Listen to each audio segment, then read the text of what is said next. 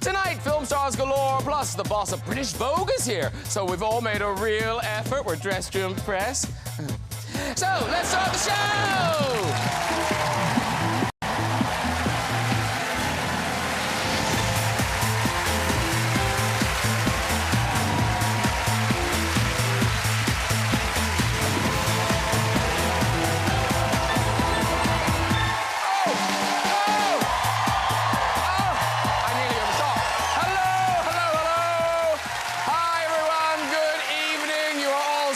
Welcome to the show. Such a packed show tonight. I tell you, my sofa will be touching more bottoms than a drunk Tory minister. Now, financial turmoil continues, and now we're being told to expect power cuts this winter. Ugh. Now, we're not sure when and where the blackouts will be, but we do have a picture of the first person expected to experience a sudden loss of power. Just like that. Just like that. Hey, but there was some happier news this week. King Charles has announced plans for his coronation. Woohoo!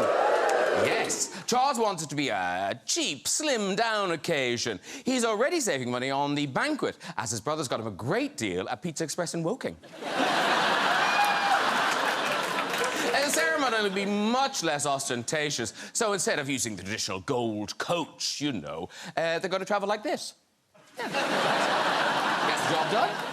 In a bid to be environmentally friendly, Charles is advising guests travelling a long way to consider the environment and maybe not come. Thank God for that. Let's get some guests on! Later, we'll have music and chat from breakout star Self Esteem! And hot foot from the premiere of their new movie, The Banshees of Inisherin, Irish legends Colin Farrell and Gleeson will be joining us. Yeah! She's a Hollywood actor and director, star of Pitch Perfect, Spider-Man and Hunger Games. Welcome back to Elizabeth Banks! Hello. I don't know how we're doing that. Okay, have a seat, too. He's the editor-in-chief of British Vogue and one of the biggest players in the fashion industry. It's Edward Enninful! Woo! Lovely to see you. Have a seat. And she's the Oscar-nominated star of Almost Famous and How to Lose a Guy in 10 Days. Now starring in the new installment of the Knives Out series, it's Kate Hudson, everybody! Woo! Hello. Hi. Have a seat, too. Welcome one, welcome all. Lovely to see you. Do you guys, I know you look like you probably know each other. We do. Yes, there you go. They do. It's been a decade since I was on the show. I think 11 years or something. Yeah, 'cause I was pregnant with Bing, my middle I know, boy. I couldn't believe it, because they showed me a picture of you and your family. There you are. Yeah. So this guy here... Yes, it was in my belly the last time I was here, which seems crazy. Wow. Yeah. And that's your eldest guy. He's off to college. Oh, I'm so jealous. He's having the time of his life. Yeah. And there's my little princess. Yeah, she doesn't get out of that dress. She's 4 now. Oh my God. Yeah, you would really appreciate her good fashion collection. sense. Yeah. Oh, don't start, Edward. We're feeling very judged already. No, because we were talking backstage and we were kind of... Because the editor of British Vogue is here. Like, did you guys make more of an effort because Edward was going to be here? I mean, you both look fabulous. Oh, 1,000%. No, I made an effort because they were here. And now, here's the thing. That time when you were here and you were pregnant with Bing, Elizabeth, you were having the time of your life, because isn't that when you were filming, like, Hunger Games and Pitch Perfect back to back? We just celebrated the 10-year anniversary of the first Pitch Perfect film. Yeah, I can't believe it. Wow. There they are. Oh, how fun. 10 years, I know. And yeah, the first time I did Effie, yeah, was back then, too. And I had my little one, my bigger one, is the same age as her middle one, yeah. But the thing I didn't know was, so Pitch Perfect, your idea. You came up with it all. Well, no. It was based on a book by Mickey Rapkin, who's still a great friend of mine. He wrote a book about college a cappella, and I went to Penn. There was tons of college a cappella. I was sort of in love with a guy who I thought could sing Rocket Man better than Elton John. Tell me about it. And that's what, and I thought, God, these guys are like rock stars, you know? And my husband thought they were very fun and funny. And then we thought this would make a great movie idea. Yeah. So fun. Yeah, so we optioned the book, and now we're putting out actually Bumper in Berlin, which is an Adam Devine show based on his character from Bumper, who is Rebel Wilson's love interest in the first 2 films. And he has his own show now that's coming out on Peacock in November. Wow. Yeah. That was worth doing. Yeah. We're still growing the Pitch Perfect universe. Pitch more perfect. Pitch more perfect.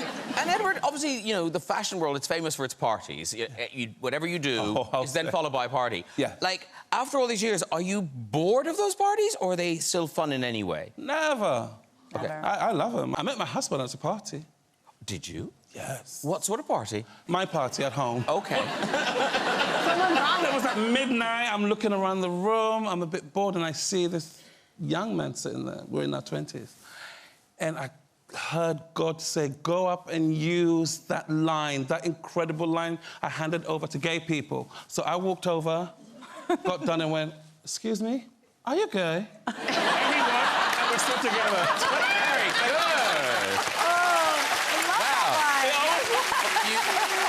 You make it sound so easy, Edward. I know. I was younger then. All right, let's get started. Our first film tonight comes from Kate Hudson, and it's Glass Onion, a Knives Out mystery. This will be in cinemas nationwide from the 23rd of November for 1 week only, and then streaming on Netflix from the 23rd of December. And now, Knives Out was the first one in 2019. Yeah. This time, what's going on? Who are you, Kate Hudson? What can you tell us? Okay, I play a fashionista. Well, Very close, very close. Her name's Is that why I'm here? Her name's Birdie J. And she's very extra and very tone deaf. And that's about all I can say, which is kind of fun for this movie because we can't say much. Yeah. Because it's a mystery. But Daniel Craig is back as Benoit Blanc. Oh, is he ever? Oh, yes. Look at that dashing man. Yeah. I love the accent. Oh, it's so much fun. It's so fun. It's so fun to listen to. It's so much fun to watch him work.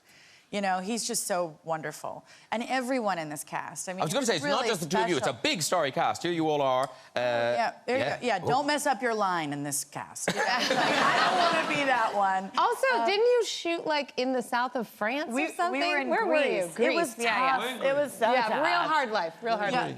We were in, we were in Porto Heli, so we were kind of near Spetses. And, Oh, Spetses. And, Google it. I'll be Googling it, too. It was so beautiful. Not like going to work. I tell you what, we've got a clip, and it's a bit of a period piece because, of course, you're all wearing COVID masks in this. Yep. So this is everyone gathering on the island for the big party. Hello! Oh, my God. We can't hug, right? I mean, can we? I just want to hug everybody. Oh, my God. Oh, my God. Hi. Yes, please. Did you just stay at the hotel last night? I didn't see you. No, Bertie, we clearly just arrived. But you. Hello, stranger danger. Mr. Blanc, you are stranger danger? No, that's fine, Nikos. I don't even know what that means. Wait a second. Benoit Blanc? Oh, my God. Are you Benoit Blanc, the detective? Did you solve the murder of, oh, what's her name? That, the belly dancer with the thing and the thing. That's you? It is, in the flesh. I'm obviously familiar with you all as well.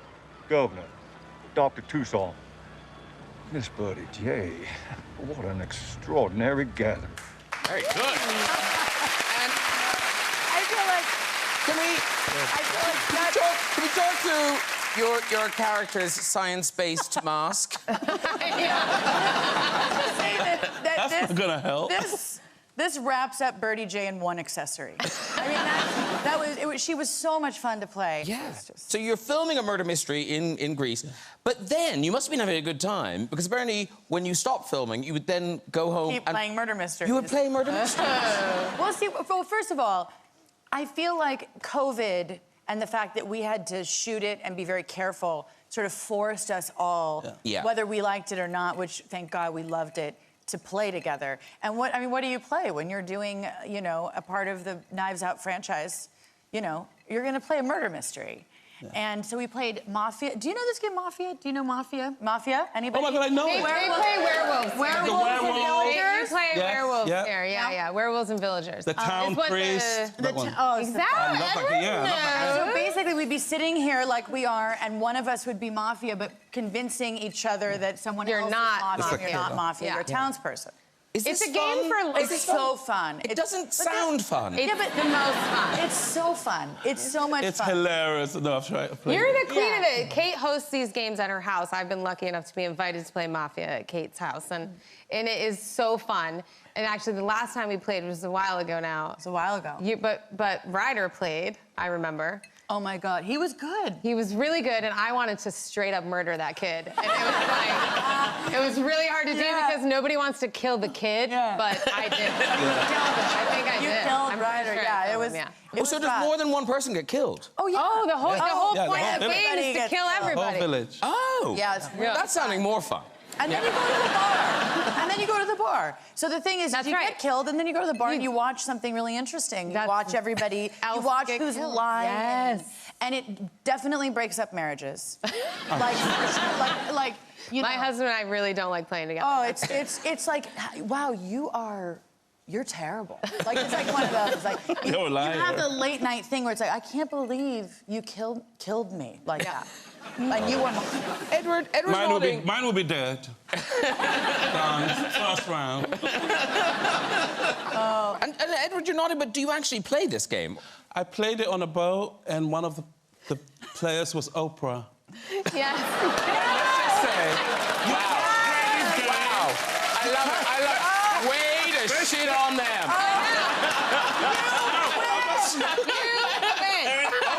You win. You don't my expect God. Oprah to lie. Oh, You don't expect. She won. So we'd all go around the table and just like literally try to skip to the next person. But she was good. How do you She kill? was- You can't kill basically. Oprah. Even if you know she's mafia, you're like, oh, It's not possible. yeah, we'll get her next round. She lived to the I'm end. sure she. I bet you did. And beyond. Oh, that's so great. That's Edward. the best name drop we've ever had on the show. There you go. Yeah. On a boat with Oprah. Oh, yeah. It's like a really good Cluedo. How did they die? On a boat with Oprah. Right. Maybe that's the end of a Knives Out. Yes. We don't know. So we're gonna talk. We'll never know. So that's Glass Onion, a Knives Out mystery, which is out later in the year, but it's also closing the London Film Festival this Sunday. Very good. Now, Edward Enninful brings us his memoir. Here it is. It's called A Visible Man, and it's out now. Yes, it is. And I read it a while ago, and it is an incredible story, Edward. I mean, you really couldn't make it up. So, you get to London from Ghana, age 13. 13, yeah. And, you know, I think that's a story that's shared by a lot of people. But within 5 years, you are the fashion director of ID Magazine. Yeah. Now, where on earth does that kind of chutzpah, that confidence, where did that come from in that young Ghanaian boy? I mean, you know, it wasn't, I wouldn't even say it was confidence, it was survival. You know, we had to flee from Ghana because, you know, my dad was in the military and there was a coup, so we had to flee overnight. We came to England. I mean, we didn't know where we were. I'd never seen white people before, maybe I'd seen a couple. Yeah. So that was a shock in itself. And, you know, immigrant families, you're taught to just work hard, work 10 times as hard. Yeah. And, you know, I got that sort of discipline from my parents, really. Yeah. Maybe I was a bit stupid as well. Yeah. I mean, But it started, I think the fashion thing started, you were spotted as a model, is this right? Yes, yes. I was on the train, yeah. I was on the train and this lovely gentleman stopped me and before I had the big afro and the glasses and I took it off. And he said, do you want to be a model? And I didn't know what fashion was. I didn't know what a fashion magazine was. And I went home to Mum. I said, Mum, they asked me to be a model. And she was like, that industry full of funny people. She was right. Yeah. Well, I think we've got a picture of your modelling career. This is you. Oh, no. This is you in the pages of ID Magazine. This is quite a look. I can't wait. Now, there's a lot of models here, but you'll have to travel it down. So we're going. There's a lot of looks here. But Edward Enninful, everybody. Wow. There you are. I was so thin. Wow. Wait, are those Rocking it. Yeah, chaps. Chaps. It was a fun time. It was. Yeah, but your mother came on shoots. Would your mother have been at that shoot? Yeah. No, not this particular one, but no, she would have fainted. But she came on a few, and it was so nice because you hear stories of models being bullied. And, you know, my mum was in the corner giving you dirty looks, and nobody can give a dirty look like an African mother. Everybody knows in here. So everybody was scared. I was left alone.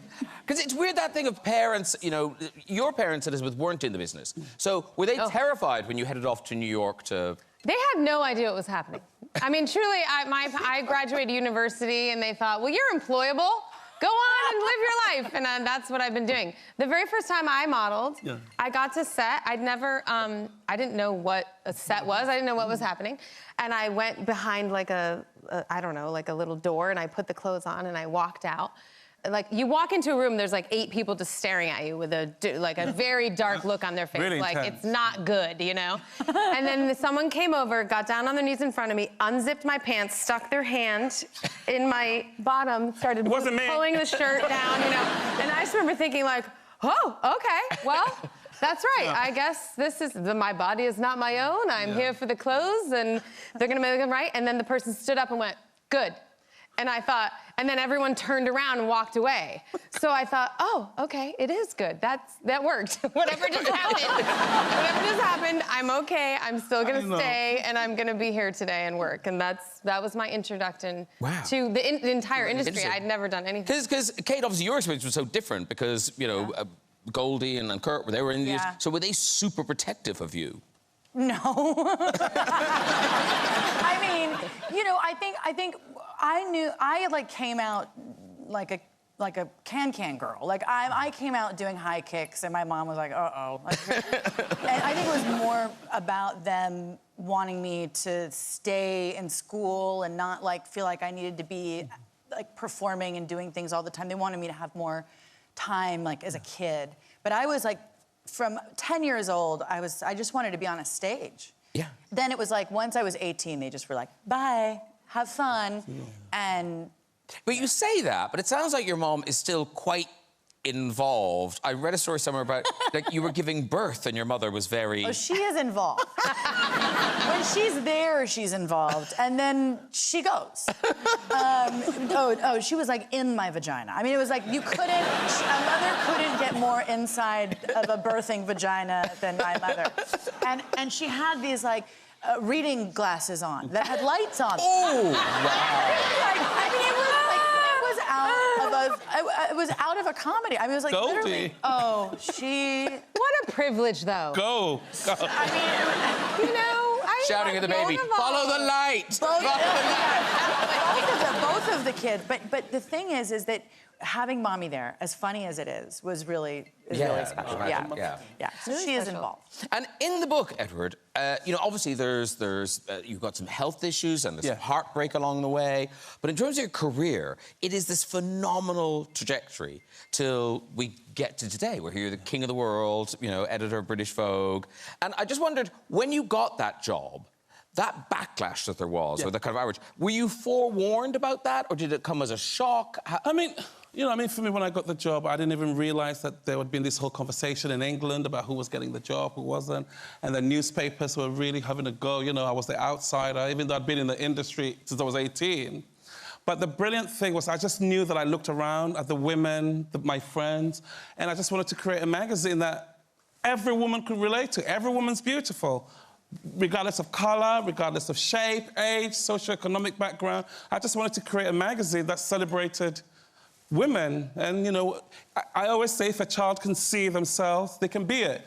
To look in the magazine and see you're represented. So for me, that's all I really wanted to do, and nothing sort of got in my way. But I took a beating for it before I started. I mean, it's work. It's been a great success. Visible Noun is the name of the book, and it is out now. Okay. Elizabeth Banks brings us her latest film. It's called Call Jane, and it's in cinemas from the 4th of November. And Watching it, it seemed like, oh, this must be a reaction to what's happened with the Supreme Court and overturning the abortion rights. But this was written and made before all of that. It was, yeah. I mean, I think our biggest fear was that the Dobbs decision in America, which overturned Roe v. Wade, would happen. But of course, we never, you know, we made the film before, and now we feel a much deeper responsibility to put out the story of the Janes. The movie is about a collective of women in Chicago in the years leading up to Roe v. Wade in America, before abortion was legal there. This group of women performed between 10 and 11,000 abortions in less than 4 years, and they did it themselves. They taught themselves the procedure after doing away with, you know, skeezy male doctors that were taking advantage of them. And that's true. That bit of it's all true. That is true. There are documentaries about the Janes.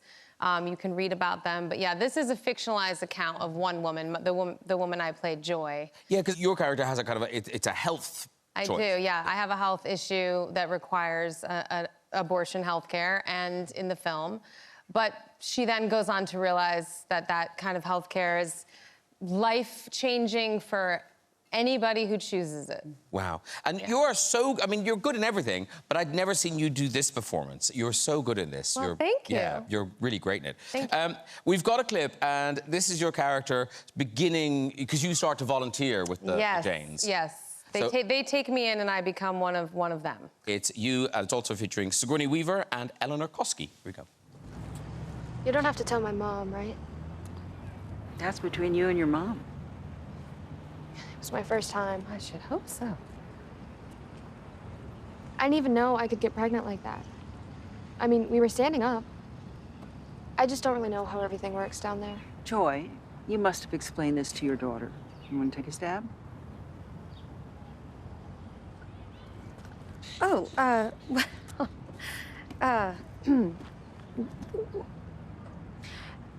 Izzy, you have a vagina. Okay, just hold it. Hold this. Okay.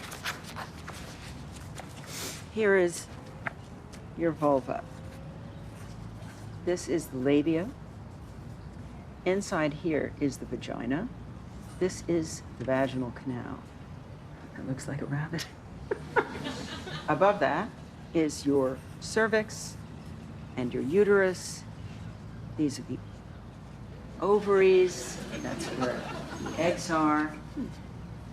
Please tell me you at least know where the clitoris is. Very good. Very good. Watching that, I'm very worried that you are a mother. Have you had to have those conversations yet? I have, and in fact, one of the things I learned, you know, early on from my own mother was that those kinds of conversations should happen as early and often as possible. You want to be your kid's trusted adult. I've learned that the easy way, I should say, because I had a really great trusted adult. And, you know, great sex education, if you want to lower the abortion rate, that's the #1 way to do it. You got to actually talk about sex.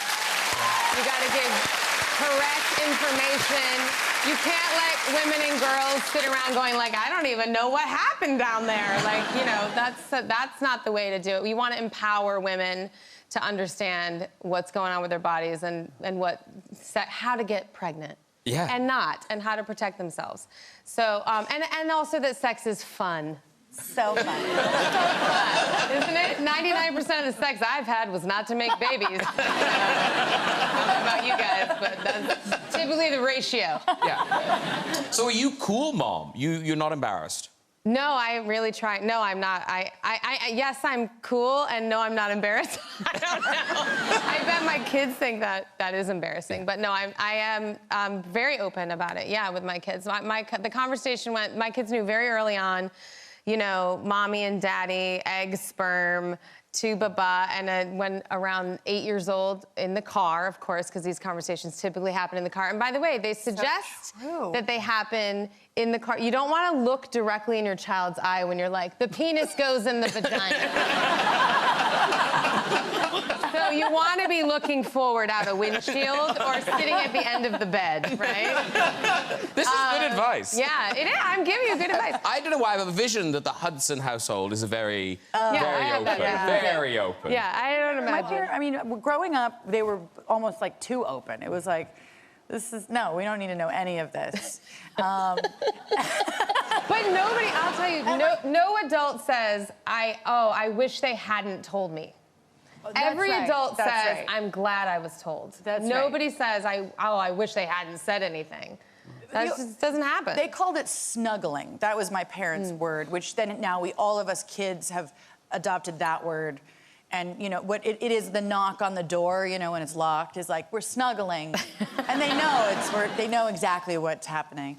But very open, very open. Okay. I think it's important. Edward's nodding. I mean, my family was the opposite. I didn't know anything about sex. We never talked about it. I mean, until I met Simon Foxon when I was 16, I never met a gay person. I didn't know what being gay was, so it was the exact opposite. Yeah. Touché to you. Yeah. And you quick learner. No, Very good. Cole Dane will be on general release from the 4th of November. OK, it is time to meet our next guest. It's 14 years since the cult hit In Bruges. Now its stars are reunited in Martin McDonagh's latest dark comedy, The Banshees of Inisherin. Please welcome Brendan Gleeson and Colin Farrell!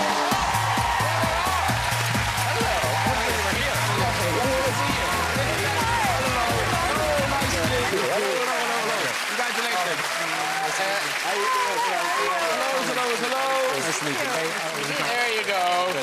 Sit yourselves down. Lovely, lovely, lovely. Now, do you all... Brendan, have you met any of these fine people before? No, I don't believe I have. Oh, there's yeah, there they are. Colin, do you know all these people? No, we've never met. I met Kate. Yeah. I've met him a couple of times.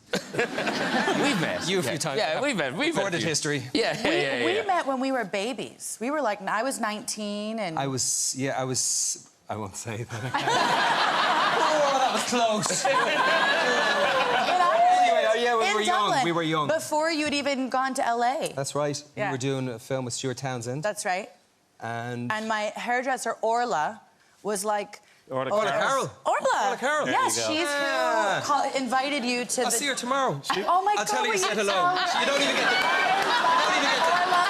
the chance when you're Irish for the person to say, tell her I said hello. I said, I'll tell her you said hello. Yeah. And then... This will be on television. Yeah.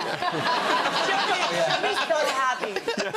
And she's like, she's like, I'm going to invite this guy Colin down. He's great. Orla. Yeah, and then he walked in with us. She did the film We're Here that we refuse to promote. We will not talk about the film at all.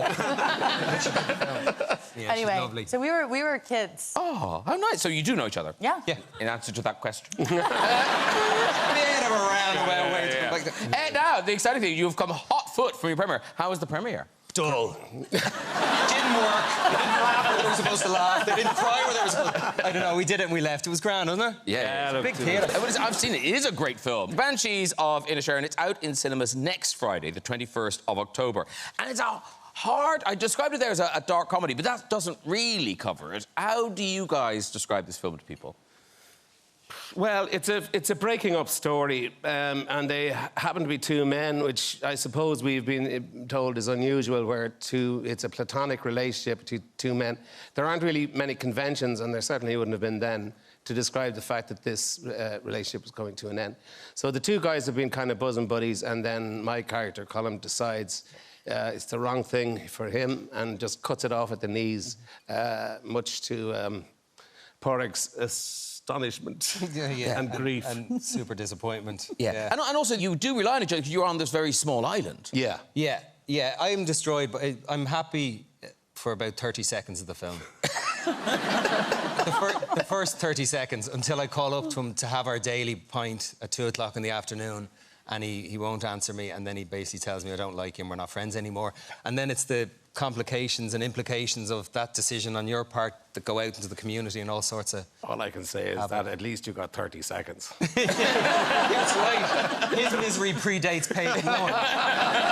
When we meet him, he's already miserable. I'm smiling as I walk through a cemetery. It is true. It is very funny, and then it does take quite a dark turn. Here's a taste. How do, Pádraig? Sit somewhere else. Huh? But I have my pint there, Colin. He has his pint there, Colin, from when he came in and ordered his pint before. No. OK. I'll sit somewhere else. So.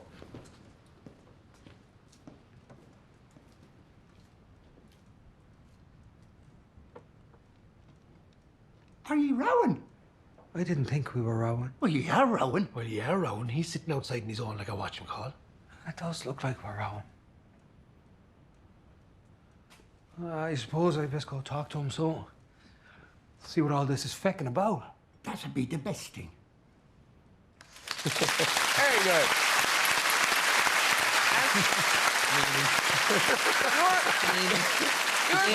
He's calling me a meanie.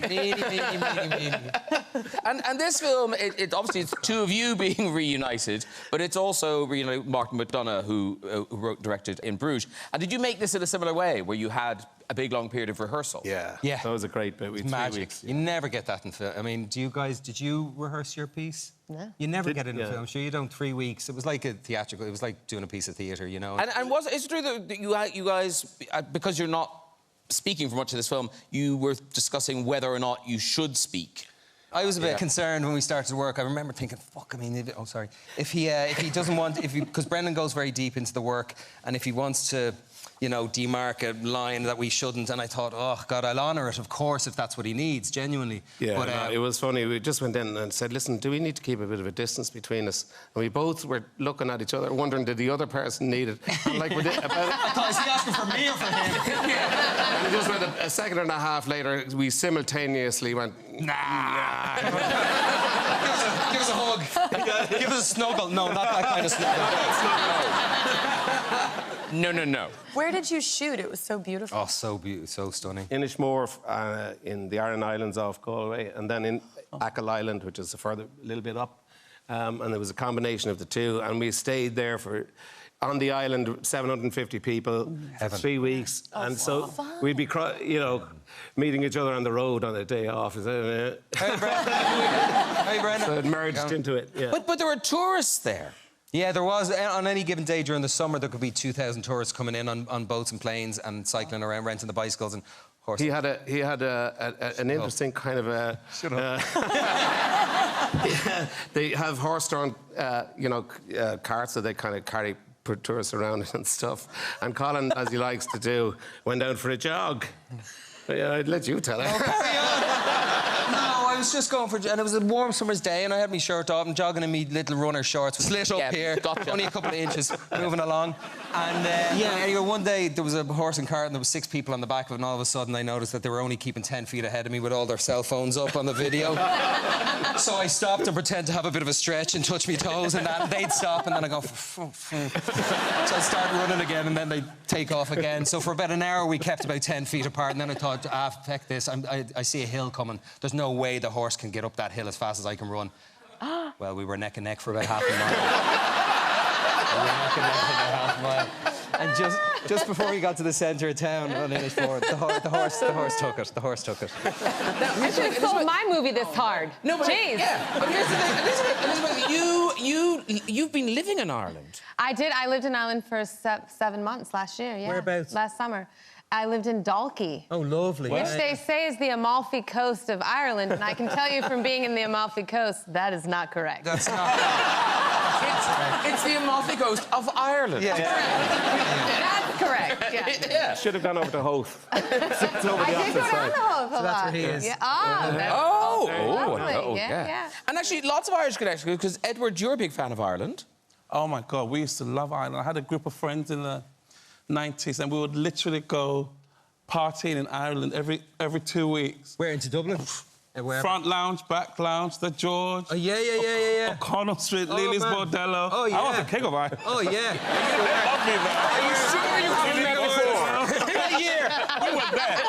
I had a friend called Miss Panty. Miss Panty, yeah, I know Miss Who runs Panty, all yeah. the club. Panty Bliss. Panty Bliss. I used to work with Panty Bliss in Elephant and Castle. But Panty, was waiter there, and I was busboy. Yeah. He hasn't changed a bit. By the way. And that is how big Ireland It is. takes me back, all the accents. Yeah. I only remember the kitchen. The kitchen, that's right, yeah. And Ree-Rob was around the corner from the kitchen, the Clarence Hotel. Yeah, Yes. Clarence, the Morrison. Yes. The Globe. Yeah. It was a mistake to have this many Irish people on the show. We didn't even have a nitrate on you. Give us a little sniff for all time's sake. Here's the thing, Brendan, because, you know, obviously everyone's saying how wonderful Ireland is, but because of your successful film career, you must have considered moving to America at some point. Funny enough, not really.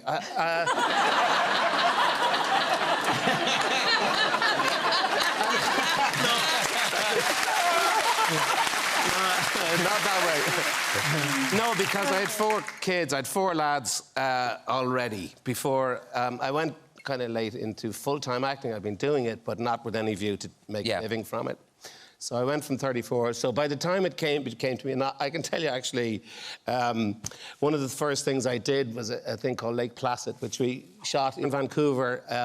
Mary came over with the 4 lads, and they would have been in between maybe 8, 9 to sort of maybe 14. Yeah. And so they came in late. I said, we got to get them something to eat, or just we went up for a walk. Vancouver's fabulous, but we saw a nice little place. It's still open, great. In we go. And we noticed that, I was thinking about it when your little shorts came up on the shorts of Inishmore. The restaurant was Hooters. I love that my shorts brought you to. Yeah. Little orangey shorts, and you know, the girls are all dressed up as you know, American cheerleaders, stroke girl next door type of thing. But anyway, so we went in and we did. They turned into all these really lovely, sort of really. They saw the kids and they were more frightened than we were. I said, "Uh-oh," and they said, "Ah, kids," but they were lovely. And about 3 months later. The delegation of the lads arrived up and said, listen, we've had a chat, Dad. If you're thinking of moving to America or over that side, it's perfectly fine with us. They loved it. The city called Hooters. Yeah, They have great chicken wings. There's nothing wrong. It's just... No, gorgeous, so pure. I like the hot It's wing. brilliant. Just to remind everybody, The Banshees of Inisherin is out from next Friday. Brendan Gleeson and Colin Farrell, everybody! All right, time for music. This Rotherham-born star took the world by storm with her album Prioritise Pleasure. Here performing her current single, Wizardry, it is Self Esteem!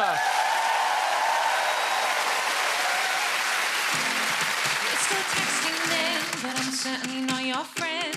I don't know where this began, but I know where it ends. What could you possibly be getting by asking how my day has been and forwarding things that you've seen? I know you want me back. I know. But you can't say that, 'cause you yellow my hunger. Times my impatience makes me feel reckless. So I lay you, be selfish and careless with my head. Okay. No one believed in you, can't be sure I didn't do. The ex got back in touch to be sure you couldn't see this through. So she's jealous of me, you should have wrote better songs, honey. Make yourself the sun and not just be a waiting daisy. And I can see you now, I see what it was all about, and it ain't me. My hunger, times my impatience makes me feel reckless. So I'll lay you, be selfish and careless with my head. Part of being funny is having some sincerity and using both of them wisely. I hope one day you finally see. So I'll leave you on red. I don't care how you feel about it. I wish you all the best. It was almost fun while it lasted.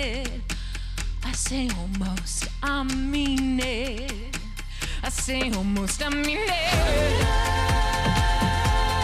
Times my impatience makes me feel reckless. So I'll lay and be selfish and careless with my head. My hunger. Times my impatience makes me feel reckless. So I'll lay and be selfish. I cannot stress this enough. You'll never know how to love. To learn it like this was rough. It's not something I'm proud of. To even get near to me with some wizardry. I ignored the warnings, but from that I'm learning. Times my impatience makes me feel reckless. So I'll lay and be selfish and careless with my head. My hunger. Times my impatience makes me feel reckless. So I'll lay and be selfish and careless with my head. I cannot stress this enough. You'll never know how to love. To learn it like this was rough. It's not something I'm proud of. To even get near to me with some wizardry. I ignored the warnings, but from that I'm learning.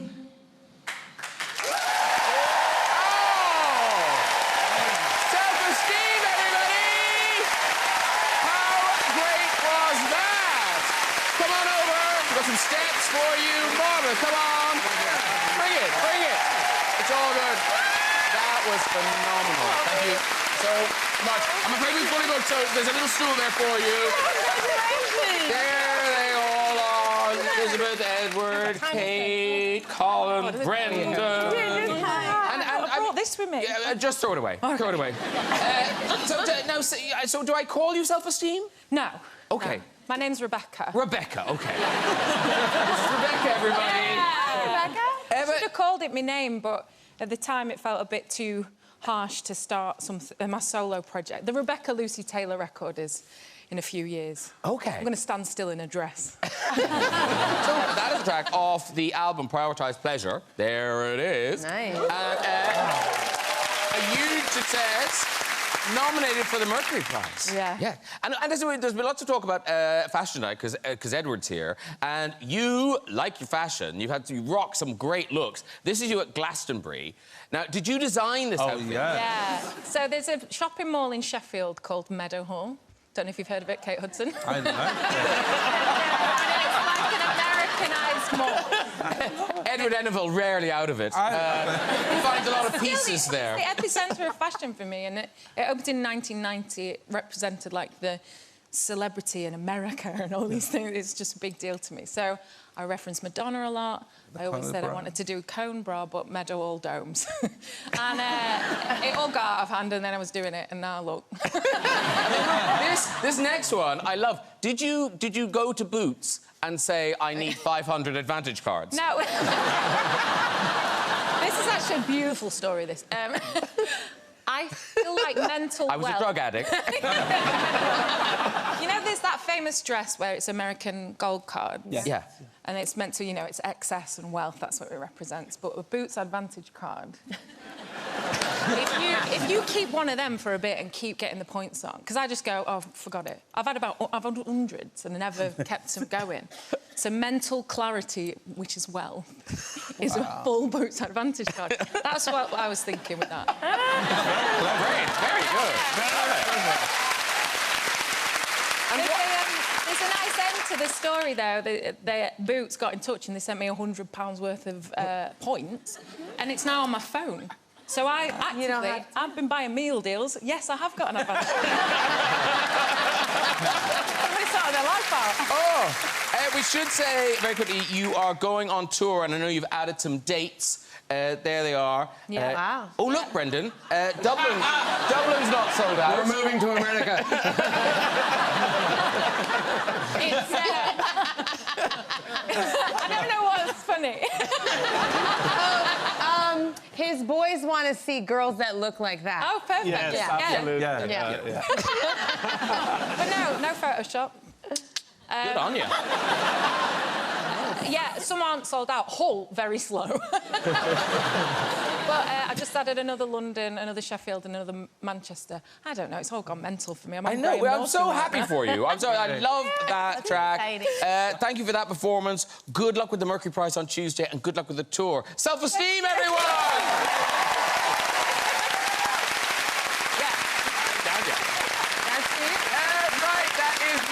We go just time for a visit to the big red chair. Who's there? Fiona. Oh, I like that. That was seamless. Who's that? Fiona. It's like you're Siri or something. Alexa. Fiona, play BBC Radio 2. OK, Fiona, where are you from? I'm from Cornwall originally, but I live in Surrey. In Surrey, OK. And what do you do in Surrey? I am a wine ambassador for a New Zealand winery. OK, good job. OK, off you go with your story. OK, so I was on FaceTime with my mum, and I was chatting, and then all of a sudden my husband comes out the shower naked. Oh, I can't. No, I can't.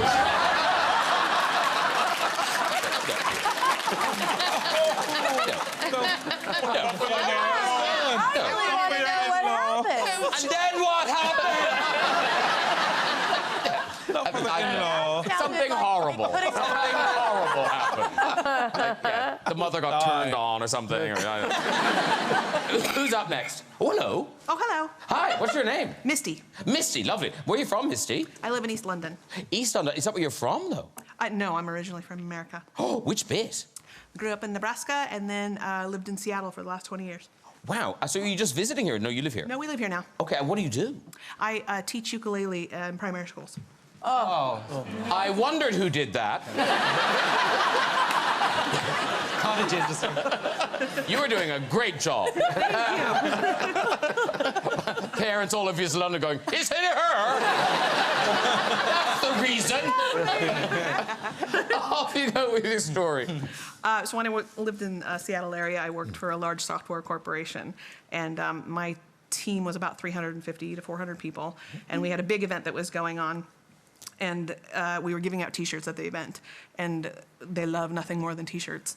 And so we had somebody come into my office early and say, hey, I'm not going to be there, but could you save me a small T-shirt, because most of them are extra large, So after the big meeting went off, I fired off an email to this whole team of 350 people and said, you know, great meeting, and John, I left an extra large shirt on your chair. I'm sorry, it's all I had. And then I closed my laptop and went home. And on the drive home, I could hear my phone blowing up next to me and like ding, ding, ding going off forever. And I thought, I've got to pull over, somebody's died or something. And so I pulled over. And it was then that I realized that I left the R off of my mail. And so I said, John, I've left an extra large shit on your chair. I'm sorry, it's all I had.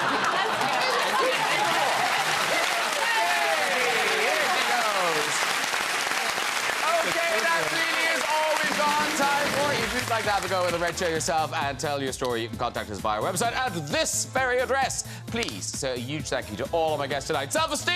Elizabeth Banks! Edward Enninful! Kate Hudson! Colin Farrell! And Brendan Gleeson!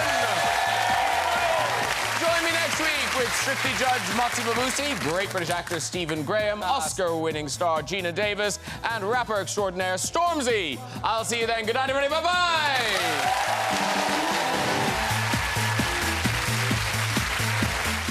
From Swansea to Derry, laughing all the way, looking for the funniest comedian in the new Comedy Awards. Press red to watch on BBC iPlayer now. Musical chairs with a whole new meaning on BBC One next. RuPaul's Drag Race UK, of course.